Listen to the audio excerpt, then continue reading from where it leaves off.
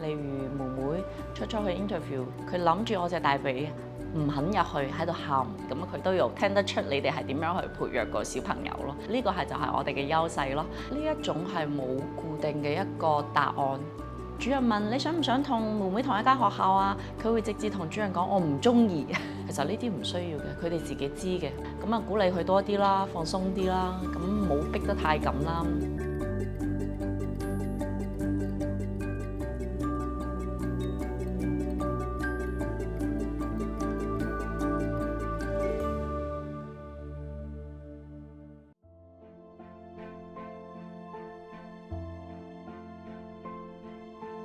咁我覺得係最簡單嘅砌積木。咁呢樣嘢我覺得小朋友個個都會識啦，但係偏偏有間學校佢哋砌積木咧係大家小朋友要一齊去合作去砌嘅。咁啊，囡囡出嚟就話佢哋要鬥快去砌積木啊，睇下邊個砌得最高啊。其實都係一啲好簡單嘅內容。我諗係學校想睇呢個小朋友嘅領導嘅能力係點樣啊，咁同埋佢哋嘅合作能力係點樣。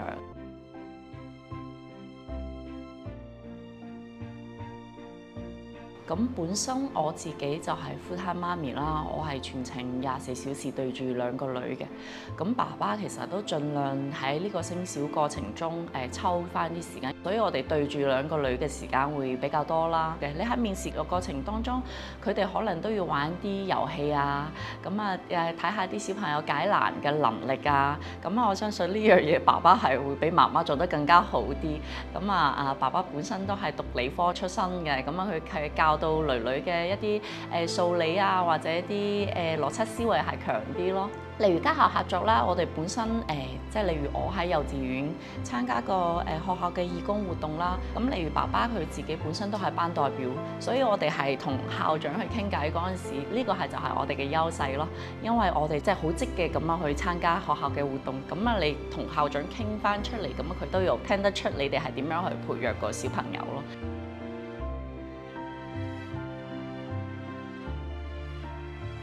我覺得呢一種係冇固定嘅一個答案，就例如小朋友去見校長，佢都要好放鬆。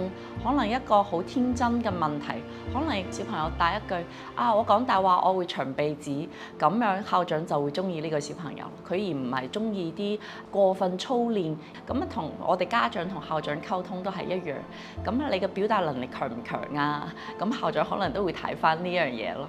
所以我哋喺成個幼稚園階段，將個重點擺喺表達能力嗰一範上邊，係令到佢哋係好自信咁樣去應對呢個面試。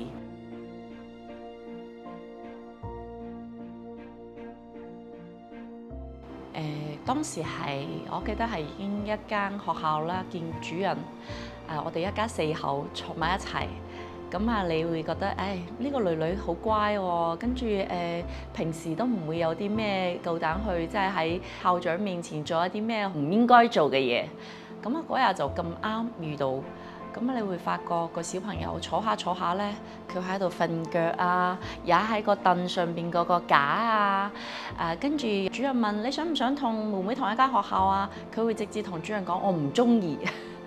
咁呢啲你係冇辦法預計到，因為我嗰陣時同主任喺度傾緊偈，我見到佢就嚟企起身咯，想坐喺我嘅大髀，跟住我輕輕嚟拍一拍佢嘅大髀，咁佢就知道㗎啦。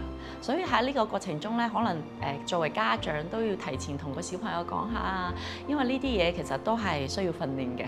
咁你臨場嘅時候，未必個個小朋友可以 get 到你呢樣嘢，都要留意下咯。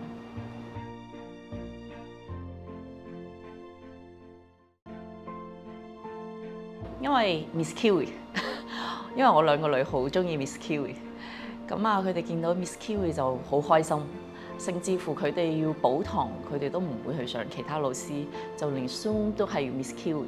因為我係一個比較中意同老師有個交流嘅家長，咁每一堂嘅課程嘅結束都會問下 Miss Kiwi 今日上堂點啊？咁佢哋接唔接受到呢個新嘅挑戰啊？咁 Miss Kiwi 都會好樂意會回答我個問題。咁佢都有例如佢去旅行啦，都會買一啲公仔翻嚟俾囡囡。咁囡囡到而家都 keep 住每一日瞓覺要諗住嗰個公仔咯。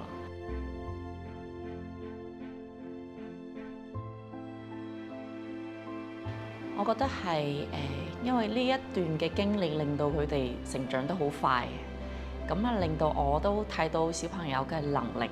例如妹妹出咗去 interview 第一間，佢諗住我隻大髀唔肯入去喺度喊，咁我作為家長我都好緊張啊！我心諗咁啊，你第一間你都喊住唔想入去咯喎，咁你後邊嗰啲點算啊？咁而家倒翻轉頭嚟睇，其實唔需要緊張，因為佢哋慢慢會進步。因為小朋友喺呢個面試過程中，佢可能2個月一個變化，咁啊鼓勵佢多啲啦，放鬆啲啦，咁冇逼得太緊啦。喺面試當日啦，冇同佢講啊，你今日要點樣做啊？你今日要聽老師講啊？你今日要去講早晨啊？其實呢啲唔需要嘅，佢哋自己知嘅，佢哋中意呢間學校，佢哋就會自己去做。咁反而喺你平時同佢交流嘅時候，多啲去介紹呢間學校有啲咩玩啊。咁你介紹學校有啲咩啊？小息係點樣？除咗有呢啲啦，咁你都有啲運動啊、音樂啊，咁睇翻你自己小朋友係中意咩啊，多啲去同佢介紹。咁反而放鬆係令到佢哋會有一個好好嘅面試嘅表現咯。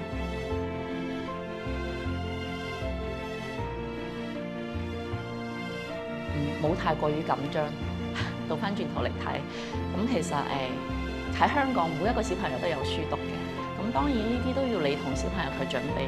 其實呢個每一日你 keep 住有半個鐘、1個鐘去同佢有一個交流，同佢每一日有個良好嘅親子關係，我覺得呢個係比較重要咯。